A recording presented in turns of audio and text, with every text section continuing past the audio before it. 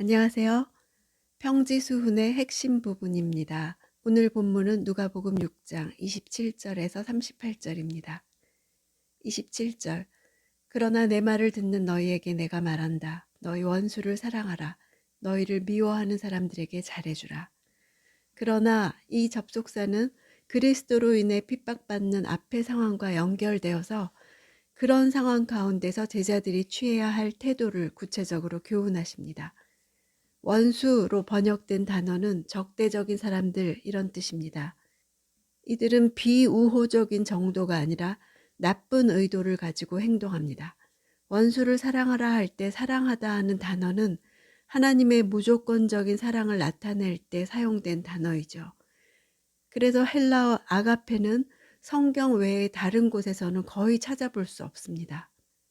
헬라어는 남녀 간의 에로스, 우정의 필리아를 숭상했습니다. 그러나 아가페는 1세기 헬라인들 사이에서 많이 쓰이지 않고 있었습니다. 신약 성경의 저자들은 예수께서 실천을 명하셨던 그 사랑을 표현할 헬라어 단어가 필요했지만 일반적으로 쓰이는 헬라어 단어들은 그것을 표현하기에 부족했습니다. 다행히 아가페는 비교적 알려지지 않고 뜻이 정확히 정의되어 있지 않아서 사용하기에 아주 적합했습니다. 마치 빈 가죽 부대처럼 기독교적인 의미로 채워지기를 기다리고 있었습니다. 원수를 무조건적으로 사랑할 수 있는 사람은 하나님의 무조건적인 아가페의 사랑을 받은 자뿐입니다. 이것은 실로 기독교 윤리의 최고봉입니다. 28절. 너희를 저주하는 사람들을 축복하고 너희에게 함부로 대하는 사람들을 위해 기도하라. 축복이라는 헬라어 단어에서 영어의 칭송, 찬사라는 단어가 나왔습니다.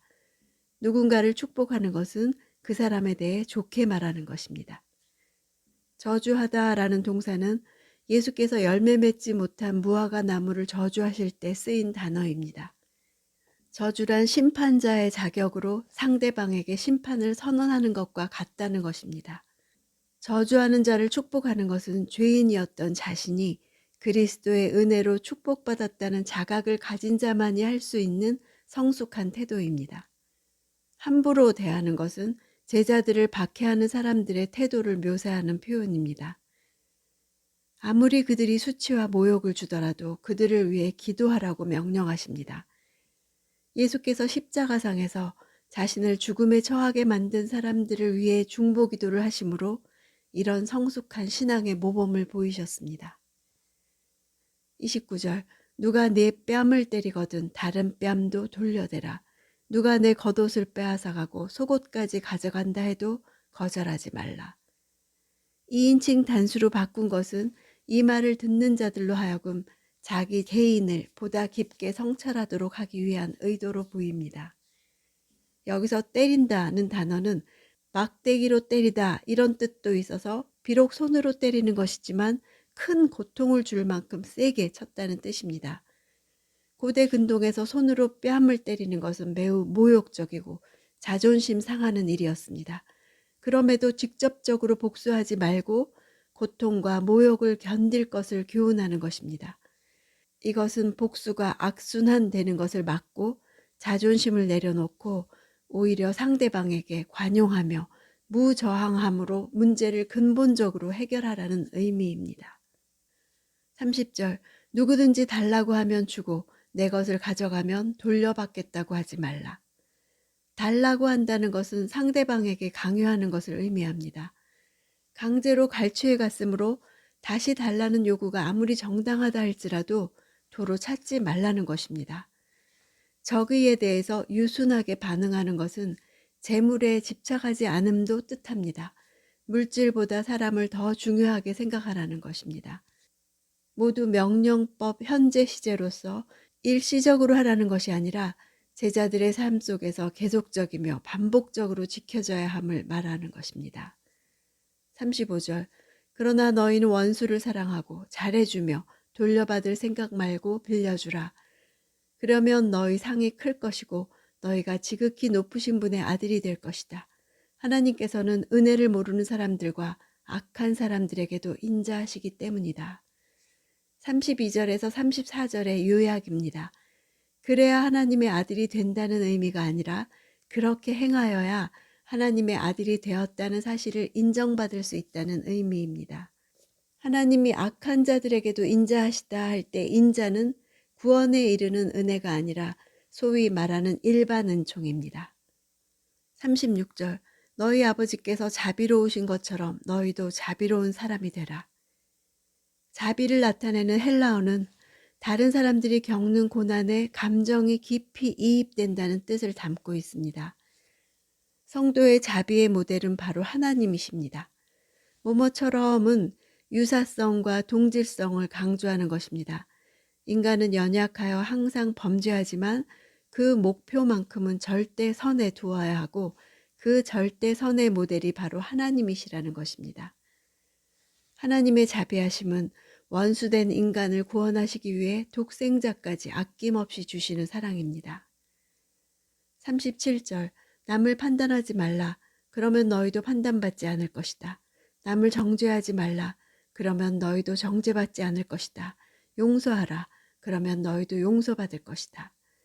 헬라어로 판단이란 옳으니 그르니 하다 또는 재판관 노릇을 하다 라는 뜻입니다.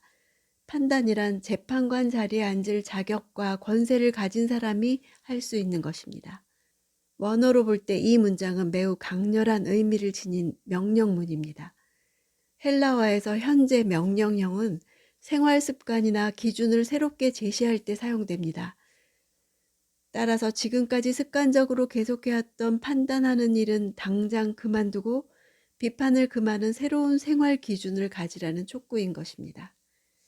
정죄하다 하는 용어는 판단보다 한 단계 더 진보된 명령입니다. 정죄하다는 단어는 불리한 판결을 내리다, 유죄를 선언하다 라는 법정 용어입니다. 용서하다는 면제하다, 속박에서 자유롭게 해주다 이런 뜻입니다. 용서는 죄를 죄로 인정하면서 이루어집니다. 즉 다른 사람이 저지른 잘못에 대한 결과를 면제해 주라는 것입니다. 악행에 대한 나쁜 기억을 털어버리는 것도 포함됩니다. 38절 남에게 주라 그러면 너희가 받을 것이다.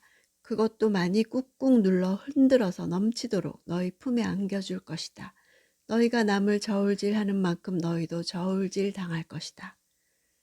무조건적으로 주는 자에게 임하는 축복을 곡물 매매 현장에서 볼 수 있는 매우 정겨운 비유로 말씀해 주십니다. 신적 수동태로 쓰여서 곡식의 그릇이 이미 채워졌음에도 불구하고 다시 넘치게 담아서 그릇 밖으로까지 흘러나게 만드는 주체는 하나님이시라는 것을 보여줍니다. 하나님 나라는 거꾸로 된 세상입니다. 본문에 언급된 절대적 사랑과 자비를 실천하는 것은 근본적으로 죄인인 인간의 노력으로는 실제 불가능합니다. 오직 하나님의 사랑이 우리의 가치 체계를 전복시킬 때에만 가능합니다. 원수된 나를 위해 독생자를 내어주신 사랑, 자기 몸을 버리신 사랑을 받은 자만이 행할 수 있는 원리입니다.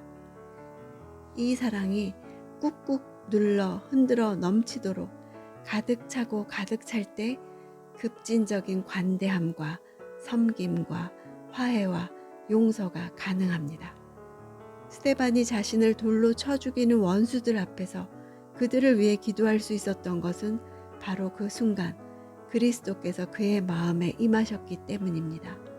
오늘 하루도 내 안에 임하신 그리스도로 인해 내가 할 수 없는 용서와 화해와 용납함과 사랑이 흘러가기를 구합니다.